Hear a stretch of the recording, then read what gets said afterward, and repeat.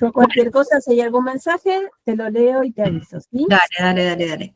Bueno, vamos a ver revisión de tratamiento de Areata, ¿sí?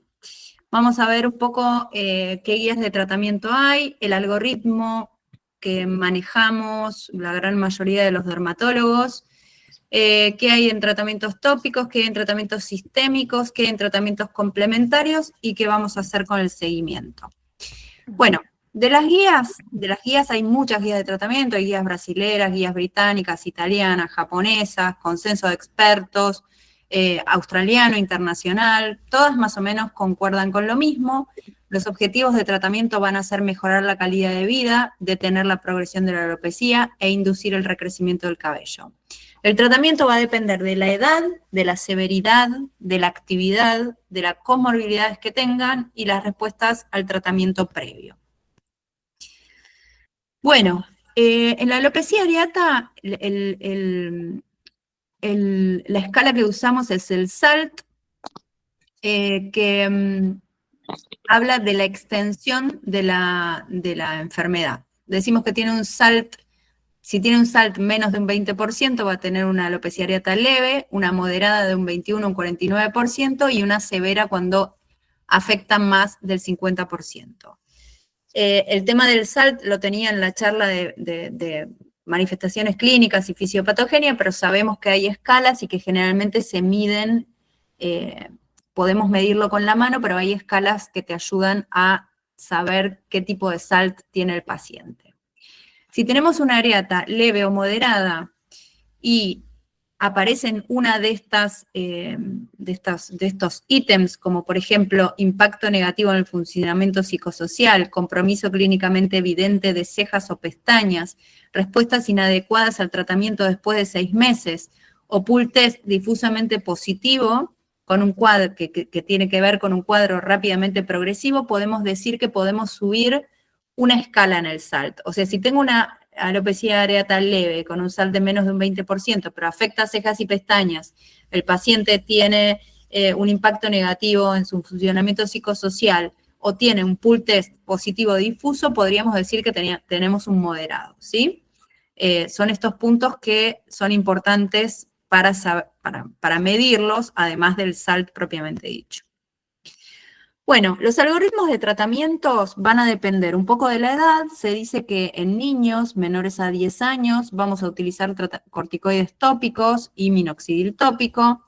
En niños mayores a 10 años va a depender de la extensión de la enfermedad. Si tienen menos, o sea, un SALT menos del 50%, vamos a usar corticoides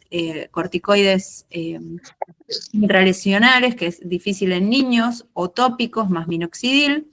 Si tenemos una respuesta adecuada, seguimos según necesidad, o si no podemos aplicar inmunoterapia de contacto. Si tenemos una afección de más de un 50%, podemos hacer tratamiento con corticoides tópicos, tratamiento con inmunoterapia, el uso de inhibidores de la JAK, o prótesis, o pelucas, ¿sí?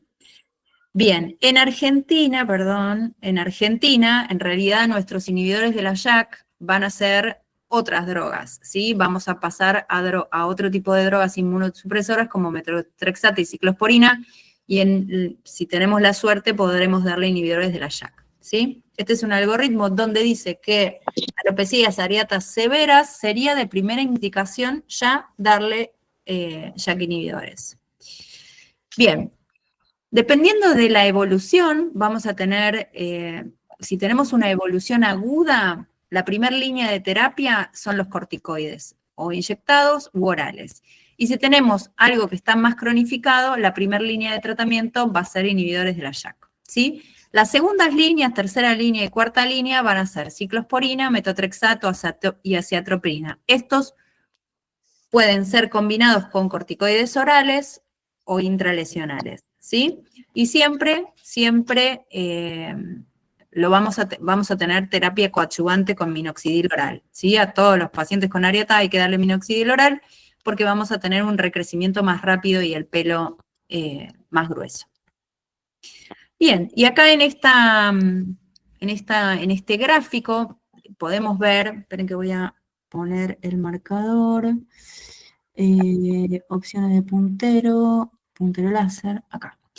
Bueno, en estos pacientes que tienen evidentemente un SALT menor a 20, tiene placas vulgares esparcidas en su cuero cabelludo, voy a empezar con esteroides tópicos, esteroides intralesionales.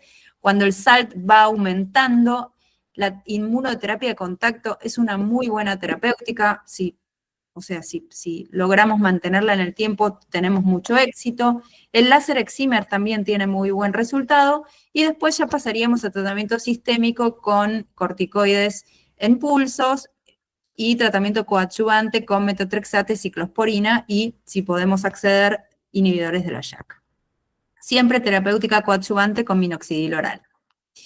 Bien, de esteroides tópicos, intralesionales y orales. A nivel tópico lo vamos a dar más en placas únicas o en niños. Vamos a dar clobetasol, un corticoide de alta potencia, en crema, ungüento o loción, solo o como tratamiento complementario. En pediatría generalmente se da mometasona. Esto es efectivo en cuadros limitados, aunque es menos efectivo que los intralesionales.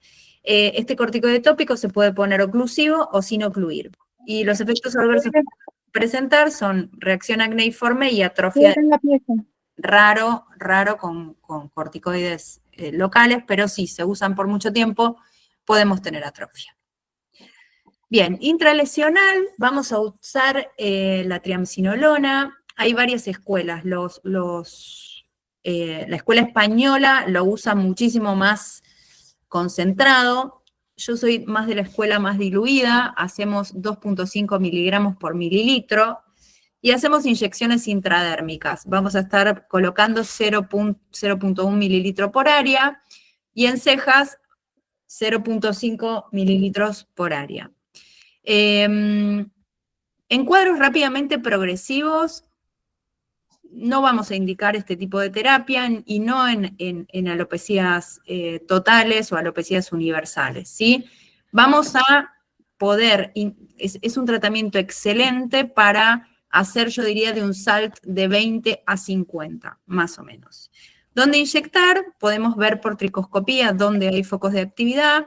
La inyección es profunda, es subcutánea, bien diluida, y como efecto adverso posible podemos tener atrofia cutánea. Entonces, es primera línea de tratamiento en cuadros limitados y adyuvante en cuadros extensos. La dosis máxima es de 20 miligramos y se hace cada 4 a 6 semanas. Yo la verdad que tengo muy buena respuesta cada 6 semanas. Esto que lo comentaba, el grupo español usa la triamcinolona 40 miligramos mililitros, 30% diluida en cuero cabelludo, 8 a 12 miligramos por mililitros, 20% en ceja, 4 a 8 miligramos en mililitros, 10% en barba, 4 miligramos por mililitros. La dosis máxima es un vial al mes, ¿sí? En barba y en cejas lo vamos a usar bastante más diluido. Mientras que la doctora Tosti sugiere triamcinolona 2.5 miligramos mililitros, que es la dosis que les comenté yo. La dosis máxima 3 mililitros al mes. Y esto puede estar diluido en lidocaína o en solución fisiológica. Corticoides orales. No hay consenso con el corticoide utilizado y la dosis que vamos a dar. El clásico es la dexametasona, 0.1 miligramo mililitro. No, perdón. Sí, la 0.1 miligramos kilo, no mililitro. 2 días a la semana. Eso se da 2 veces a la semana, por ejemplo, martes y jueves, o jueves y sábado. Otra de las opciones es prednisolona 0.4 o 0.75 miligramos kilo día, o la intramuscular acetato de triamcinolona 40 miligramos semanal. La más usada es la dexa en pulsos, que es 0.1 miligramos kilo, 2 días a la semana. No se recomienda endovenoso. Y si vamos a hacer ciclos más prolongados de un mes, yo les diría que derivemos a endocrinología, porque para hacer la disminución paulatina. Al suspender los corticoides, o sea, tenemos una gran tasa de respuesta, solo que si los suspendemos o si los vamos suspendiendo de a poco, la mayoría recae. Acá, como dice, es efectivo en cuadros rápidamente progresivos, es poco efectivo en alopecias totales o universales u ofiáceas. El 80% de los pacientes responde y el 50% recae al descender la dosis o suspender. Bueno, inmunoterapia de contacto es un tratamiento muy interesante, realmente. La vedette de estas drogas es la difensiprona, pero también está la antralina, ¿sí? La inmunoterapia de contacto se basa en un mecanismo inmunomodulador de dermatitis contacto alérgica. El nivel de recomendación es tipo B, y para algunas guías son de primera línea de tratamiento en adultos con areata crónica extensa, ¿sí? Bueno, la antralina yo no la usaba hasta hace pocos años. Después que tuve muchos efectos adversos con la difensiprona, empecé a usar la antralina. La antralina, si tenemos paciencia, tiene bastante buen resultado. Tiene el mismo, la misma base de inmunorespuesta que la difensiprona, pero con menos efectos adversos. Vamos a dar una dosis de 0,5 a 1% en base de crema, y el tiempo de contacto tiene que ser corto, 2 horas. El paciente se lo puede colocar en su casa y en 2 horas se lava. Genera una reacción tipo dermatitis de contacto alérgica, hay eritema, hay picazón, hay descamación y secundariamente a eso empieza a crecer el cabello. Podemos empezar con una dosis de 0,5 y a medida que va dejando de tener respuesta como prurito, eritema o picazón, vamos subiendo la dosis. La difensiprona. Bueno, la difensiprona Estoy en la pieza. es un alergeno de elección. Es extremadamente sensible a la luz y si se degrada, origina un producto químico con poder mutagénico. Por ende, debemos conservarlo en frasco oscuro. Y puede estar estable hasta 4 semanas o 6 meses si se refrigera. O sea, importantísimo hacerlo en frasco color caramelo y guardarlo en la heladera. El disolvente que se utiliza es la acetona, no tiene absorción sistémica y la tasa de respuesta reportada es de un 72% en alopecias en parche y un 54% en alopecias universales o totales. Es bastante para hacer algo bueno, bonito y barato, ¿no? Bien, el paso 1 que vamos a tener es desensibilizar al paciente con difensiprona al 2%. Recomiendo hacerlo en la espalda, hacerlo en un brazo. Vamos a poner un poco de la preparación y vamos a esperar a que el paciente haga su respuesta inmunológica y genere una dermatitis de contacto, ¿sí? A las 2 semanas de tener esa dermatitis de contacto, vamos a aplicar la difensiprona diluida. Ahí aparece con 0.2 ceros, pero idealmente podemos empezar con 3 ceros, 0.0001. Ahí vamos a aplicar con un hisopo al paciente en todo el cuero cabelludo. Lo podemos aplicar de manera semanal o bisemanal. El paciente va a desarrollar la dermatitis de contacto, eritema, prurito. A veces la reacción es muy importante, entonces en ese caso tenemos que bajar aún más la dosis. Y vamos de a poco. Mientras con esa dosis el paciente tenga respuesta eritema y prurito, vamos a seguir con esa dosis hasta que el paciente ya no genere una reacción secundaria. Entonces, como les comenté, aplicar con hisopo de algodón y guantes, evitar la exposición solar 24 a 48 horas posteriores, lavar el cuero cabelludo a las 48 horas, yo generalmente digo 24 horas. En cejas, yo realmente no lo uso, es un poco riesgoso. Bueno, y sucede esto que se llama fenómeno castling, que es el crecimiento de pelo a distancia de la zona de la aplicación. Puede aparecer esto, o sea, lo puedo poner en cuero cabelludo y me puede aparecer pelo en la cara. Bien, es un tratamiento lento, la repoblación sucede a partir de los 3 meses. Para decir que este tratamiento no funciona, debemos esperar mínimo 6 meses antes de evaluar si es efectivo o no es efectivo. Si en 6 o 12 meses no hay respuesta, ahí recién suspendemos. Bueno, hay unos artículos nuevos que hablan de la combinación de difensiprona más imiquimod en días alternos, con bastante buenas respuestas. Dice que es buena opción cuando la difensiprona no responde o no responde de la manera que queremos sola, podemos alternar con imiquimod colocándolo 2 veces por semana, evitando las zonas irritadas, o sea, en piel sana.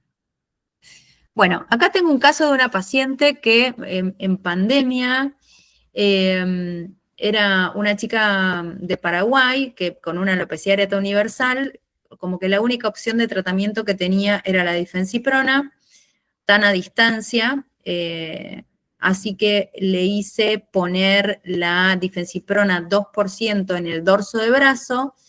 La chica, como no le reaccionaba, se puso con muchas ganas la difensiprona en el dorso del brazo y generó estas reacciones ampollares muy, muy significativas, como ven en la foto de al lado. Esto sucedió una semana después de aplicarlo.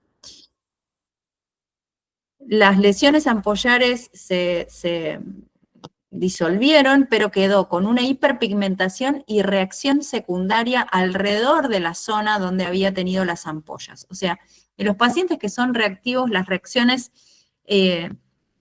son importantes, ¿sí? Aparte puede generar como efecto adverso asma, reacciones asmatiformes y son bastante severas. Bueno, esta pacientita, cuando empezó a colocárselo en el cuero cabelludo, ya diluido, lo colocábamos en el cuero cabelludo, pero empezó a tener reacciones a distancia, o sea, como si sensibilizaba la piel a distancia.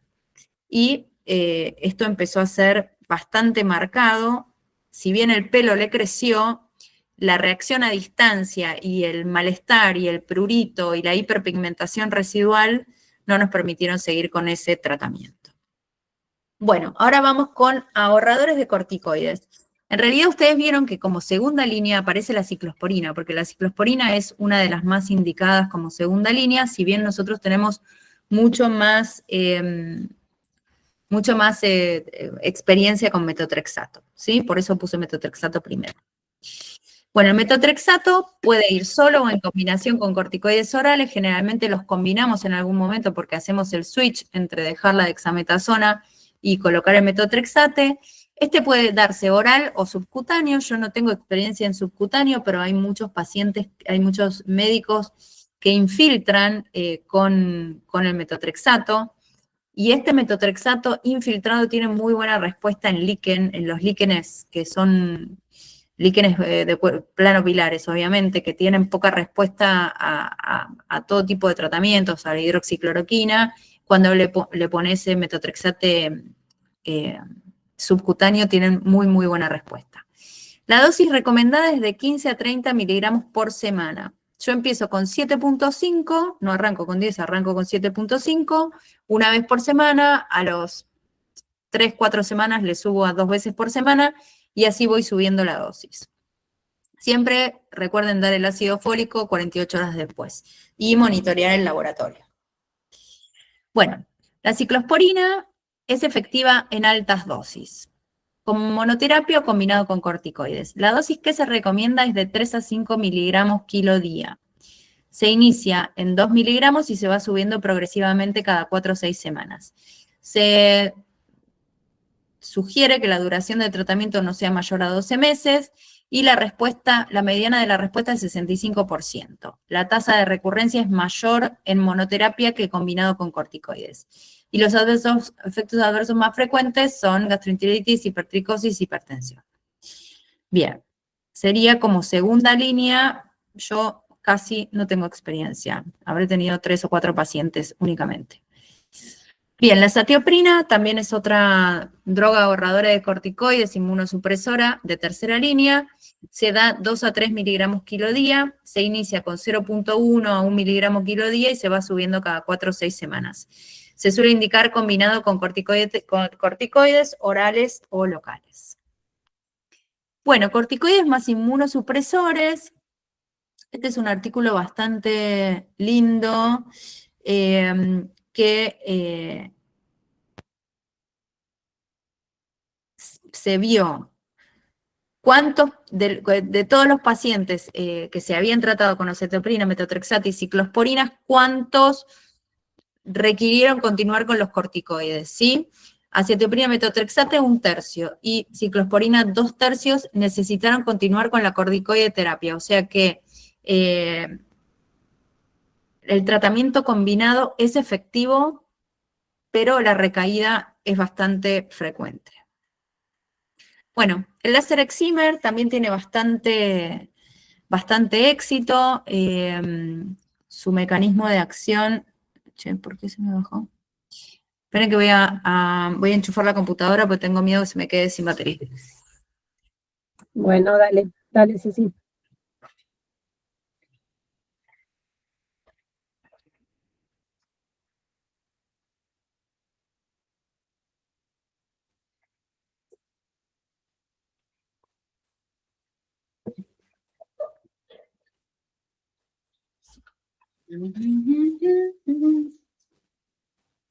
Sí, pero se me apagó la luz.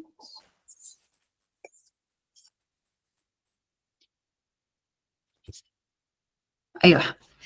Bueno, tiene buena respuesta, se hizo un metaanálisis con 308 nanómetros de excimer para alopecia areata. El efecto fisioterapéutico es que induce la apoptosis de las células T, genera inmunosupresión e inmunomodulación y genera un cambio del fenotipo celular antiinflamatorio. Nosotros no tenemos excimer en el hospital, pero los trabajos que están publicados tienen buena respuesta. Se usó sobre todo en pacientes con alopecia en parches, en compromiso de ceja, en pacientes pediátricos, no por supuesto en alopecias totales y universales.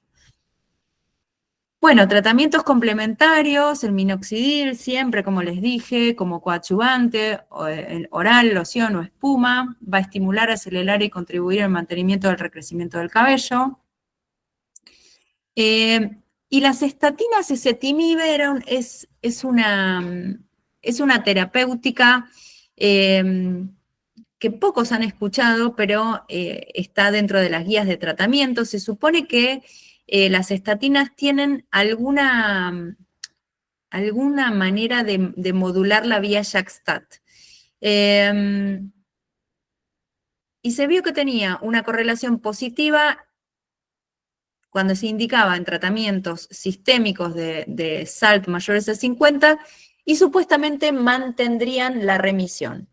Cuando yo estuve con la doctora Tosti allá en Bolonia, todas las alopecias areatas en parche o con SALT más de 50 se iban con simvastatina ezetimibe como droga de base. Realmente yo no tengo mucha experiencia, pero bueno, modularían la vía JAK-STAT. No sé exactamente de qué manera porque no generan supresión, pero generarían una modulación. Bueno, ¿hasta cuándo vamos a hacer tratamiento? ¿Cuánto tiempo hacemos cada tratamiento? La tasa de recaída en la areata puede alcanzar hasta un 85%. Esto, por eso yo decía que para mí es bastante frustrante. El mantenimiento a largo plazo es requerido, sobre todo en SALT mayor a 20. No hay un consenso entre expertos de cuánto tiempo mantener la medicación, pero se sabe que es entre 3 a 7 años o de por vida en alopecias universales o alopecias totales, o hasta que el paciente se canse, porque generalmente el paciente, cuando no tiene respuesta por mucho tiempo o cuando tiene recaídas, se cansa realmente de utilizar la medicación y decide dejarlo. Dejar el tratamiento y utilizar otro tipo de camuflaje o pelucas o algo por el estilo. Para minimizar el riesgo de recaída, mínimo 6 o 12 meses de tratamiento, no dejar los tratamientos antes de los 6 meses, luego del 100% de recrecimiento, antes de considerar rotar el tratamiento, tenemos que considerar rotar, mantener o suspender. No está estandarizado el régimen de seguimiento según SALT y tipo de tratamiento indicado. ¿Qué quiero decir con esto? Que es todo muy artesanal, el tema del seguimiento. Bueno, ¿qué hago con mis pacientes antes de empezar? Bueno, una historia clínica bien detallada, qué antecedentes oncológicos, si tienen antecedentes de trombosis, si es tabaquista, si usa anticonceptivos, si están inmunosuprimidos por alguna razón, si tienen infecciones a repetición, si tienen insuficiencia renal o diverticulitis, si hay antecedentes cardiovasculares. Esto también lo vamos a ver muy claramente para los inhibidores de la JAK.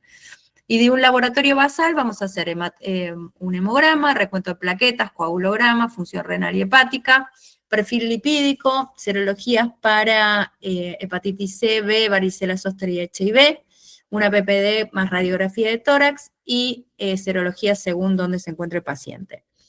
Esto sería de buena práctica hacerlo para todos los pacientes con AREATA que los vamos a inmunosuprimir, pero muy en particular para inhibidores de la JAK. Tenemos que actualizar la vacunación previa, esto lo vamos a ver mejor con inhibidores de la JAK, pero tenemos que revisar el carnet de vacunación y actualizarlo. ¿Cuáles se usan? Las no vivas para neumococo, gripe COVID, hepatitis A, B, influenza, meningococo y zóster, no vivas y atenuadas se pueden usar para varicela zóster, pero no intratratamiento inmunosupresor, ¿sí?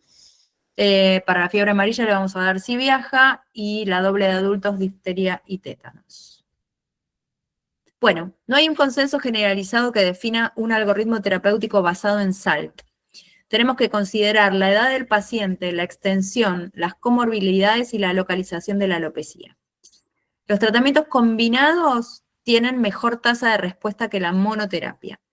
Los corticoides son excelentes para frenar la rápida progresión, pero no pueden mantenerse a largo plazo.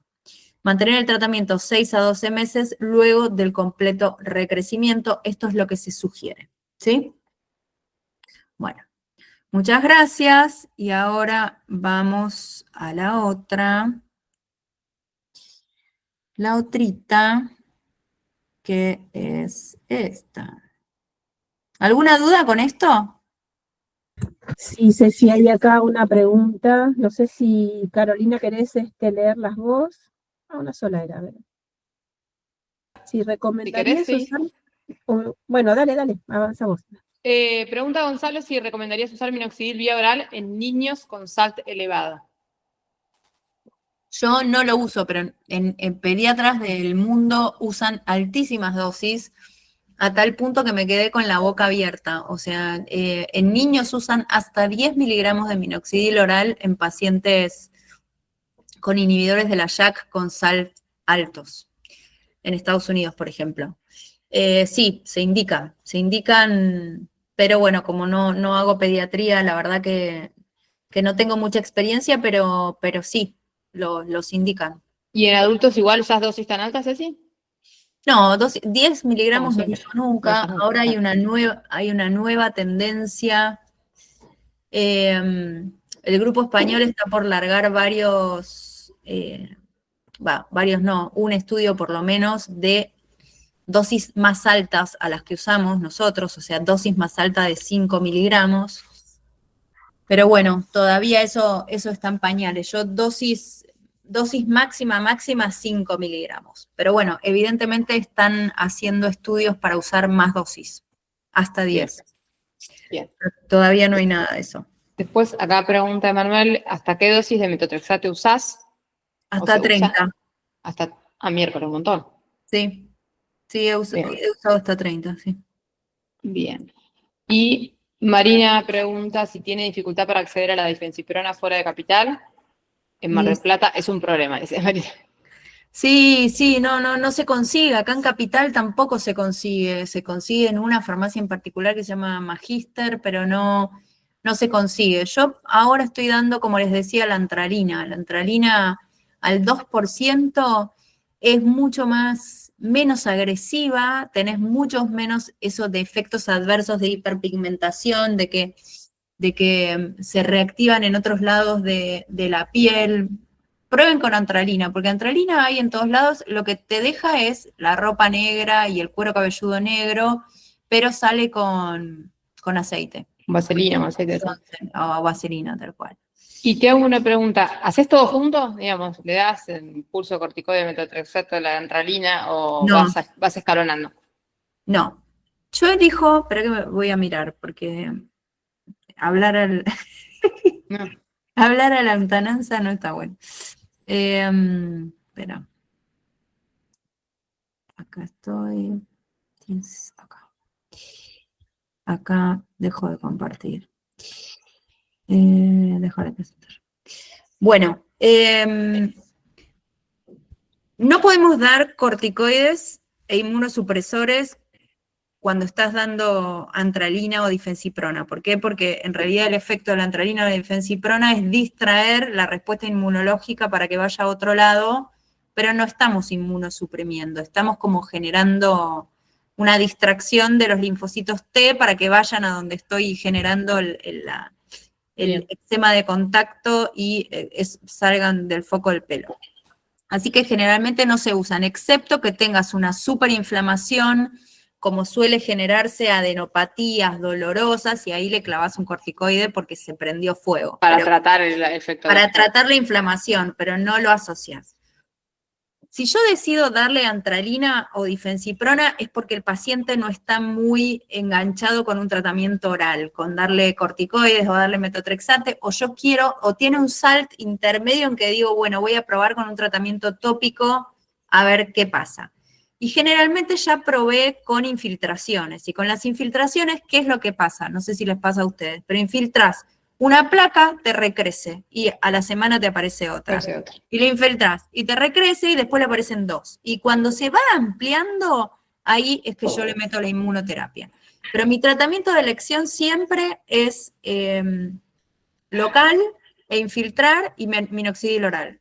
Ese es el de inicio, cuando son placas. Ahora, si se me va extendiendo, pruebo con la inmunoterapia. Y después ya si no funciona, o lo charlo con el paciente, digamos. ¿no?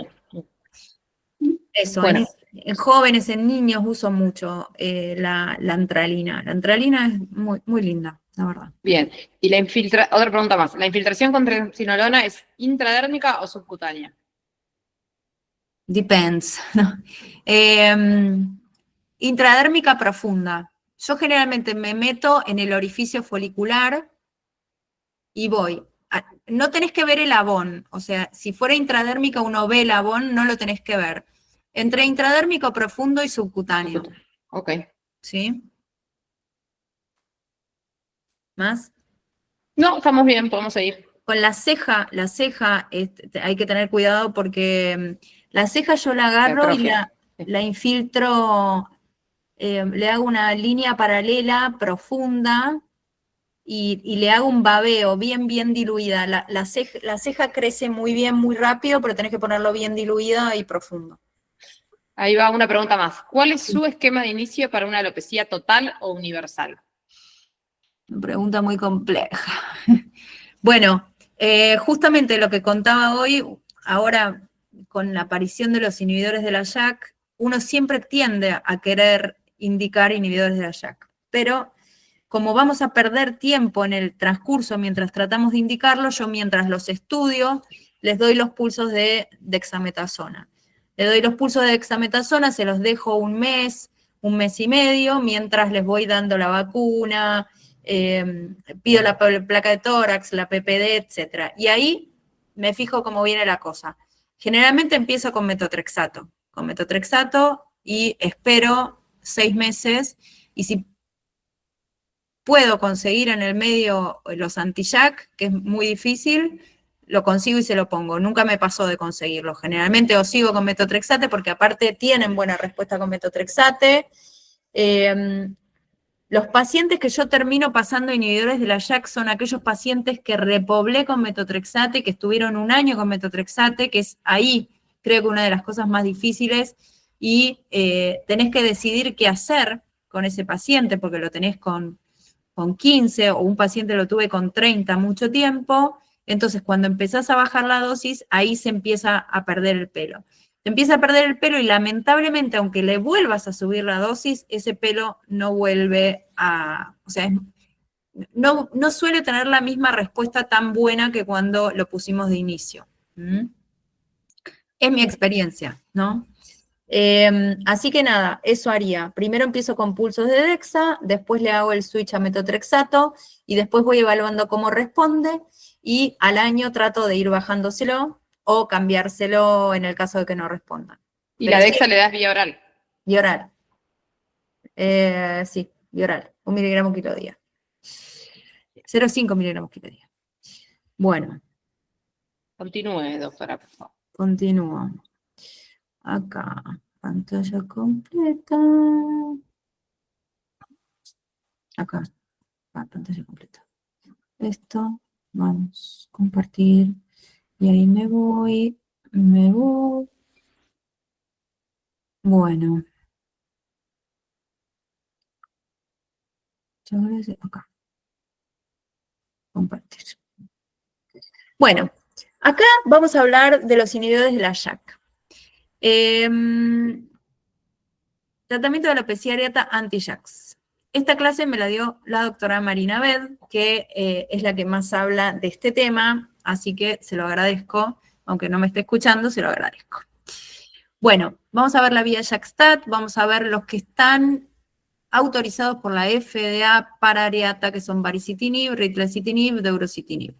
El perfil de los efectos adversos, cómo va a ser la selección de paciente y la evaluación del paciente previo al inicio de anti-JAKs y cómo lo vamos a seguir. ¿Sí? Recordemos qué pasa con la alopecia areata. La alopecia areata es uno de los tejidos que tiene algo que se llama privilegio inmunológico. En este privilegio inmunológico, los queratinocitos del bulbo piloso no puede, su MHC tipo 1 no tiene un privilegio en el cual no puede mostrar autoantígenos, ¿sí? Entonces es como que está resguardado, ese MHC tipo 1 no está en contacto con ningún autoantígeno. Cuando se pierde ese privilegio inmunológico, este MHC de clase 1 se une a un antígeno que generalmente son autoantígenos en el caso de la alopecia areata, y desarrolla una respuesta vía JAK-STAT que estimula la agresión de los linfocitos T, CD8 y los natural killer, ¿sí? Entonces, ¿qué es lo que vamos a tratar de... No tengo... esperen. Opciones de puntero. Vamos a estar actuando nosotros, se fosforila, se une el antígeno a este complejo mayor de histocompatibilidad de MHC tipo clase 1, genera todo un tipo de respuesta inflamatoria y la señal se va a traducir por la vía JAK-STAT. La vía JAK-STAT es como una señalización intracelular rápida que usan muchísimos procesos, ¿sí? Se sabe exactamente qué tipo de respuesta existe cuando se estimula este MHC de tipo 1, cuando le presenta el TCD8 el antígeno y cómo se genera la retroalimentación para que ese linfocito TCD8 siga atacando a ese folículo piloso. Bueno, la vía JAK-STAT es esta vía de señalización intracelular que se descubre allá en 1989, 1994, y son señales citoplasmáticas que se generan después de unión ligando-receptor. Son vías de transducción de señales que están conservadas evolutivamente, tienen una rápida respuesta de expresión génica. ¿Qué quiere decir? Se manda la señalización y rápidamente hay una estimulación de transducción de genes. Más de 50 citoquinas inflamatorias, factores de crecimiento, hormonas, interferones, interleuquinas, factores estimulantes de colonias señalizan por vía JAK-STAT. ¿Eso qué quiere decir? Que cuando yo bloqueo la vía JAK-STAT, ya sea de cualquier familia que la bloquee, voy a tener efectos bastante generales, ¿sí? Entonces, los procesos que están mediados por JAK-STAT son los siguientes: los de proliferación, diferenciación, apoptosis, hematopoiesis, respuesta inmunológica, polarización de células T, reparación tisular, inflamación, apoptosis, adipogénesis, etc. Todos estos procesos usan la vía JAK-STAT. Entonces, cuando yo bloqueo vía JAK-STAT, voy a tener varios resultados en cadena, ¿sí? Bueno, JAK3, la familia JAK3, se encuentra muy presente en la médula ósea, en el sistema linfático, en el músculo lisovascular, mientras que JAK1, JAK2 y TIK2 están en casi todos los tejidos. Como les dije, la familia STAT tenemos de la 1 a la 6. Acá tenemos todos los tipos de receptores de citoquinas tipo 1 y 2, cuáles son las interleuquinas que van a actuar en cada receptor, ¿sí? Estos son todos los tipos de receptores, cuál va a actuar la interleuquina 6, el interferón beta, el interferón gamma, la interleuquina 12-23, y todos estos tienen familias diferentes de JAK, ¿sí? Que son esta bolita que está al costado del receptor. Bueno, entonces, ¿qué pasa? Cuando viene un ligando, se une al receptor, la vía JAK, que está acá al costado, se fosforila, se activa, y ahí automáticamente viene STAT, y esta unión JAK-STAT genera un complejo que va directamente al núcleo y se produce la transcripción de genes. Es una vía muy rápida de reacción intracelular. Cuando damos un inhibidor de la JAK, lo que sucede es que este ligando se va a unir al receptor, se activa la vía JAK, pero no se fosforila, porque es necesario que esto se fosforile para que venga STAT y se una. Entonces vamos a estar bloqueando la fosforilación de este receptor, por ende vamos a estar bloqueando la vía JAK-STAT. Los inhibidores JAK bloquean competitivamente la unión del ATP, anulando la función quinasa de estos receptores. Bueno, aprobados para la ARIATA, baricitinib, ritlecitinib y deuruxutinib. Se hizo un estudio allá en el 2022 donde se medían los niveles de satisfacción de todos los tratamientos de ARIATA, ¿sí? Entonces, se vio, o sea, los tratamientos de las combinaciones de corticosteroides intralesionales, corticosteroides tópicos, más inhibidores de la calcineurina, más inmunomoduladores como monoterapia en combinación, o corticoides orales, había una tasa de respuesta, pero no una tasa de respuesta significativamente alta, y solo un 17% de los pacientes estaban satisfechos, pacientes y médicos, ¿no? Satisfechos con los tratamientos de alopecia areata severa. Entonces, cuando aparecen los inhibidores de la JAK, esa insatisfacción con la respuesta a los tratamientos de alopecias muy severas vino a cambiar la historia del tratamiento de la ARIATA. Entonces, la FDA aprobó, la primera droga que aprobó para ARIATA fue baricitinib, luego se aprobó ritlecitinib también para adolescentes y hasta 12 años, o sea, niños 12 años para arriba, y el deuruxutinib fue aprobado en 2024, el año pasado. Nosotros solo tenemos acceso al bari. Bien, bueno, el baricitinib tuvo 2 ensayos aleatorizados, el BRAVE 1 y BRAVE 2, donde se midió la respuesta de tratamiento con baricitinib de 4 miligramos, de 2 miligramos y placebo, y por supuesto la respuesta de recrecimiento fue absolutamente positiva, mucho más positiva, el doble positiva para baricitinib 4 miligramos contra 2 miligramos en ambos estudios, y los efectos adversos reportados fueron leves a moderados. Tuvieron infecciones vía aérea superiores, infecciones urinarias, herpes, acné, elevación leve de CPK, dislipidemia, cefalea, anemia, leucopenia, ¿sí? Bueno, aumento de peso. Ojo que da aumento de peso importante, hasta 10 kilos más o menos en un año suelen subir. Bien.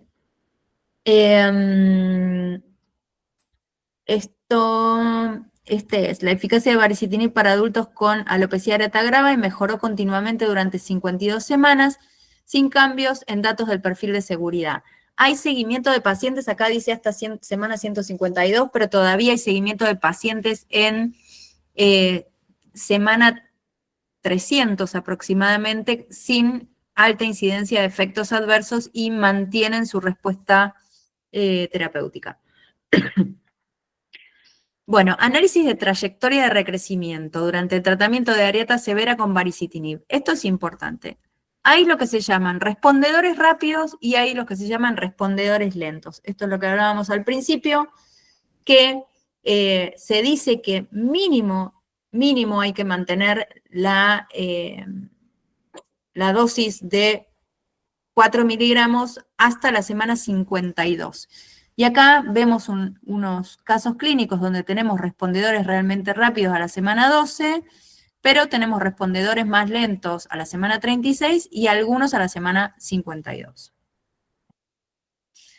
Bueno, ¿qué pasó cuando después de un año, de 152 semanas, le bajaban la dosis o suspendían el tratamiento? Se hizo un seguimiento de estos pacientes y todos los pacientes, casi todos los pacientes recayeron. Empeoramiento de la escala de SALT, pérdida de pelo en cuero cabelludo, cejas y pestañas al suspender el tratamiento. Entonces, una vez más, tenemos un tratamiento para Ariata que no sabemos muy bien cómo lo vamos a mantener, cómo lo vamos a rotar, que baricitinib es espectacular, pero realmente cuando disminuimos la dosis o cuando suspendemos, existe recaída. Cuando estuve en el meeting ahora en marzo, hablaban no solo de recaídas, sino de pacientes que eran respondedores rápidos, que respondían por 2 o 3 años y después de 2 años empezaban ya no a tener respuesta, entonces los rotaban. De baricitinib a ritlecitinib, con ritlecitinib repuntaban de nuevo, los tenían una X cantidad de tiempo, recaían con ritlecitinib y ahora empezaron los estudios de esos pacientes que recayeron a las 2 drogas y le estaban dando dourocitinib. Bien, en niños preadolescentes se utilizó solamente en un estudio off-label, en un centro único, se utilizó baricitinib con muy buena respuesta en niños, 4 miligramos por día, sin alta tasa de efectos adversos, pero bueno, la realidad es que no está aprobado. Les contaba este artículo porque salió. Bueno, y el ritlecitinib. El ritlecitinib se da con buena tolerancia, baja tasa de efectos adversos en adultos y adolescentes. Se aprobó para nosotros en junio 2023, todavía no tengo ningún paciente en tratamiento. Se da aproximadamente 30 miligramos día o 50 miligramos día y se hace una dosis de carga por 4 semanas. Esto fue eficaz y seguro y fue bien tolerado por 48 semanas en pacientes mayores de 12 años. La respuesta es muy buena. Bueno, el deuruxatinib fue, como les dije, aprobado el año pasado. También tiene buena respuesta, buen perfil de seguridad. Se logró una reducción mayor o igual al 50% del SALT en 24 semanas.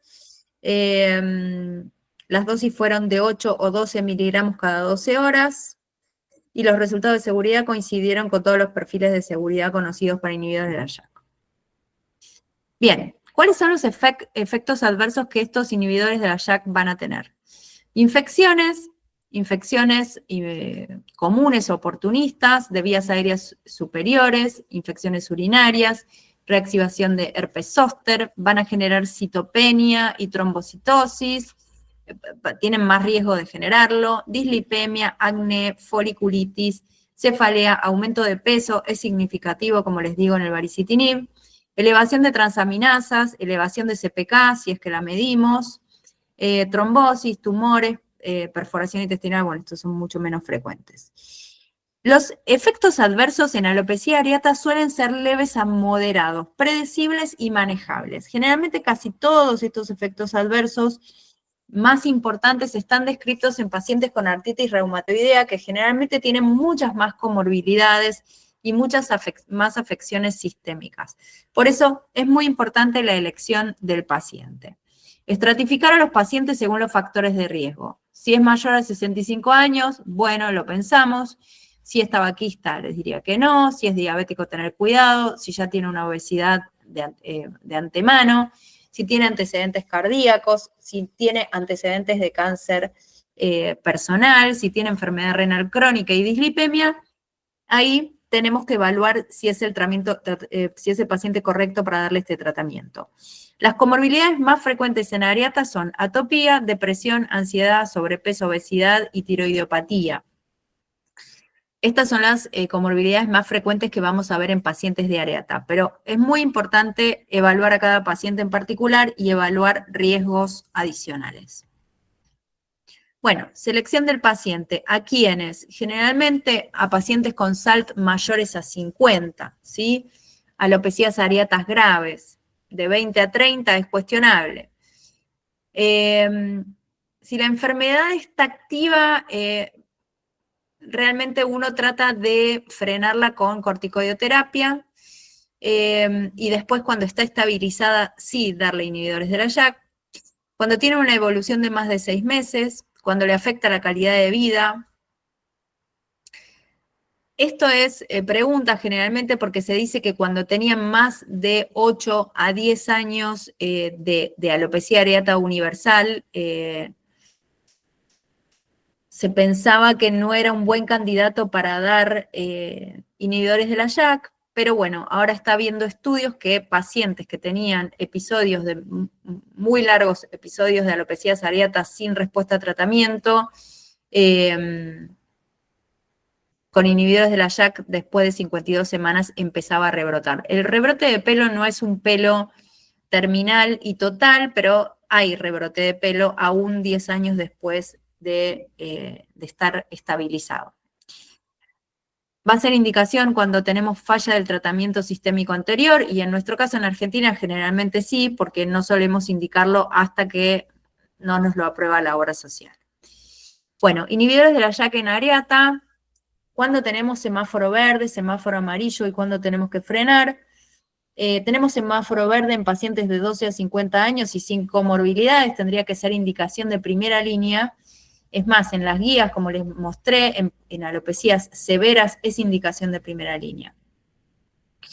En pacientes de 50 a 75 años, semáforo amarillo, tenemos que evaluar los factores de riesgo cardiovasculares, tromboembólicos, si el paciente fuma, si tiene diverticulosis, insuficiencia hepática, deterioro de función renal. Ahí deberíamos ver si se lo damos, ajustar la dosis. Y no darle a pacientes mayores de 75 años con antecedentes de tuberculosis,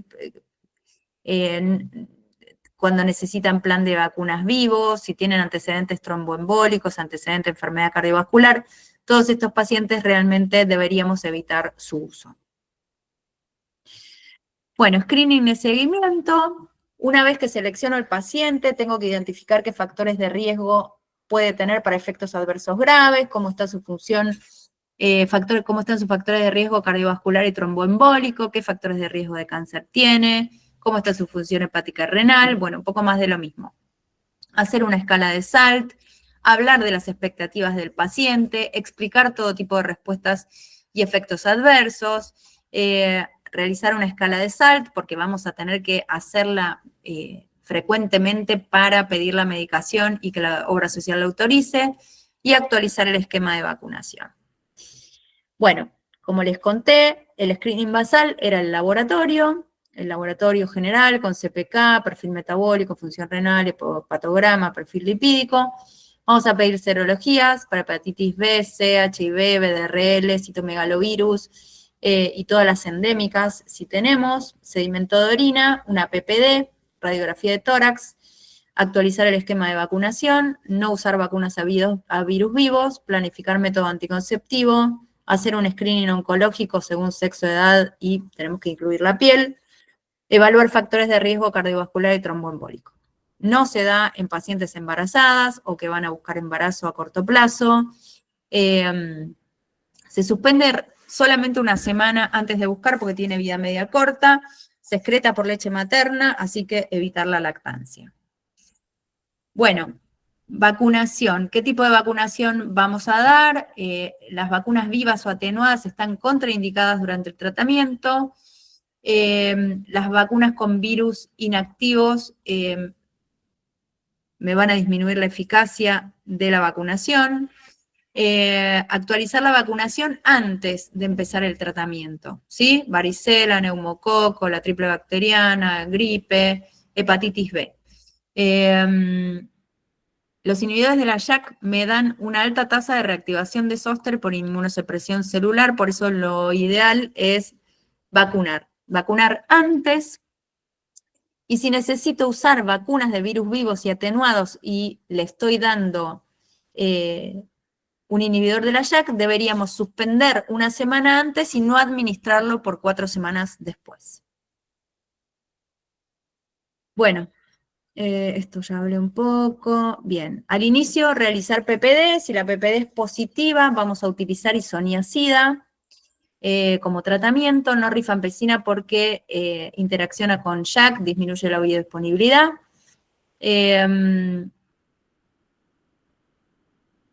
Bueno, y como evidencia, seguro iniciar tratamiento de tuberculosis latente simultáneamente con inhibidores de la JAK. Esto nunca tuve ningún caso. Bueno, seguimiento. Los seguimientos se hacen al mes, hemograma, hepatograma de función renal en el ritlecitinib. Después, trimestral, hemograma, hepatograma, perfil lipídico de función renal, y anual podemos hacer una PPD, las serologías, actualizar calendario de vacunación y hacer screening oncológico según sexo y edad. En cada visita evaluar nuevamente factores de riesgo cardiovascular, pesquisar signos y síntomas de infección y darle pautas de alarma al paciente. ¿Cuándo vamos a reducir la dosis o suspender? Si tenemos una linfopenia menor a 500 milímetros cúbicos, si tenemos neutropenia, si tenemos hemoglobinas bajas, si tenemos plaquetas bajas y si tenemos una insuficiencia hepática severa y un clearance de creatinina bajo, ahí claramente o reducimos o suspendemos. Bueno, también si las enzimas hepáticas se triplican o quintuplican, reducir dosis o suspender. Si la función renal tiene un deterioro mayor a 3, esto ya lo dije, y si tenemos triglicéridos mayores a 200 miligramos decilitros, podemos tratarlos, pero si tenemos mayor a 500 miligramos decilitros, hay que suspender. ¿Qué esperar de un paciente con alopecia areata e inhibidores de la JAK? Van a tener una alteración del perfil lipídico. Hay aumentos del colesterol entre un 35 y 45%. Este colesterol, ahora les voy a explicar por qué aumenta. Se puede elevar la CPK, generalmente en un 40% se ve elevada. Hay mayor frecuencia de infecciones leves, vías aéreas superiores e enfermedad y tracto urinario, un 5 o un 10%.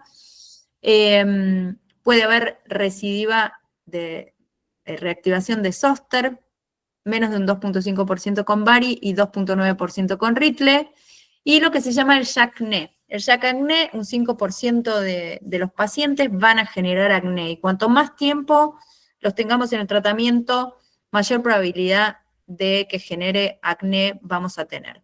Es un acné leve a moderado que va a afectar cara, pecho y espalda, ahí va a ser tipo acneiforme, pero en cuello y extremidades y en cuero cabelludo me va a dar un cuadro más de tipo foliculitis, ¿sí? Cuanto más tiempo le demos de tratamiento, mayor riesgo de este acné. Puede dar cefalea leve, sin grandes diferencias con el placebo, le damos analgesia habitual, puede haber náuseas o diarrea, puede generar urticaria, tipo de dermografismo sintomático, preguntar por prurito, no genera abones, buena respuesta a antihistamínicos a dosis baja, y el mecanismo por el cual lo genera es desconocido. Bueno, esta dislipemia que provocaban los inhibidores de la JAK se da por la siguiente razón. La inflamación crónica reduce el LDL por aumento de la captación hepática vía interleuquina 6. Entonces, al bajar la inflamación, sube la LDL, pero también vamos a ver que sube el HDL. Interleuquina 6 y TNF-alfa estimulan el catabolismo lipídico, mientras este se encuentra bloqueado por los inhibidores de la JAK. Vamos a ver un aumento relativo de LDL, HDL, triglicéridos. 3 semanas de tratamiento se estabilizan alrededor de los 3 meses. Este efecto es dosis dependiente, sobre todo en baricitinib, y tiene respuesta favorable con estatinas. No tiene aumento del riesgo cardiovascular esto, según dice la literatura. Bueno, seguimiento clínico con Bari semestral, con Ritle semestral, seguimiento analítico cada 3 meses. ¿Qué quiero decir con seguimiento clínico? Que deberíamos hacer un informe del SALT cada 6 meses. Baricitinib tiene mayor riesgo cardiovascular que ritlecitinib, lipídico más baricitinib que ritlecitinib, trombosis más baricitinib que ritlecitinib, y de trombocitosis tiene baricitinib y de trombopenia tiene ritlecitinib. Bueno, seguimiento, ideal no modificar las dosis en 6 meses, salvo reacción adversa importante. Si tengo una respuesta menor a un SALT de 20-30%, modifico la dosis o le doy corticoides intralesionales, le puedo dar intralesional o intramuscular o en minipulsos. Le puedo agregar minoxidil oral o suspender la medicación si con eso no mejora. Hago una síntesis de esto que acabo de decir. La dosis no debería modificarse en 6 meses, excepto que tuviera una reacción adversa medicamentosa. Si la respuesta que tengo es menor a un SALT de 20 o 30, que no mejoró un 20 o 30 de un SALT, modifico la dosis, si le estoy dando 2 miligramos le aumento a 4, o le doy corticoides intralesionales o corticoides locales, o lo asocio con minoxidil, o le suspendo la medicación si con esto no mejora. Si tengo una mejoría de un SALT de un 30%, sin plazos establecidos, continúo con el tratamiento. Bueno, ¿los inhibidores de la JAK se pueden combinar con corticoides? Sí, y mejoran muchísimo su performance. En Europa se está dando mucho la combinación de baricitinib con prednisona 30 miligramos por 3 semanas. Y vamos disminuyendo 5 miligramos cada 3 semanas y suspendemos a los 3 meses. Se está combinando mucho los pacientes que son respondedores lentos, se combinan mucho con corticoides orales. ¿Cuándo vamos a recomendar el uso de corticoides sistémicos inhibidores de la JAK? Cuando tenemos de entrada un SALT mayor a 95 o una alopecia areata universal, cuando tiene una alopecia areata recalcitrante con múltiples fracasos a tratamientos previos, cuando son pacientes con necesidad de rápida respuesta o pacientes estabilizados con corticoides orales con recidiva al descender. En todos estos casos estaría indicado poder dar inhibidores de la JAK con corticoide sistémico. Bueno, y le podemos dar corticoides de rescate cuando tengo un paciente con inhibidor de la JAK tras 6 meses de tratamiento en monoterapia y no responde. ¿Se puede combinar con inmunosupresores? Sí, hay artículos que asocian inhibidores de la JAK con ciclosporina con buena respuesta. Todavía para areata no hay publicaciones al respecto. ¿Se puede combinar con él? Sí. Se puede combinar, de entrada lo podemos dar, sería off-label, podemos sumar inhibidores de la JAK con metotrexato, con ciclosporina, hasta observar eficacia. ¿Por cuánto tiempo mantener la asociación si no es respuesta? Es arte versus ciencia. Y sin experiencia en la combinación de inhibidores de la JAK con difensiprona. Bueno, para cerrar, la aparición de los inhibidores de la JAK es un hito en la historia de la alopecia areata, son las primeras terapias aprobadas. Tenemos que conocer las vías JAK-STAT para saber los posibles efectos adversos que nos pueden llegar a generar. Privilegiar la seguridad del paciente, o sea, si el paciente no cuadra, tiene efectos, factores de riesgo cardiovasculares, si el paciente fuma, si es mayor de 65 años, no lo pongamos en riesgo, busquemos otro tipo de terapias. Y estar atentos a la seguridad a largo plazo, porque la verdad que son medicaciones muy nuevas y no tenemos muchos datos de la seguridad a largo plazo. Y tomar decisiones compartidas, eso es lo ideal. Poder tomar decisiones compartidas con un clínico, con el reumatólogo, como para poder compartir experiencias.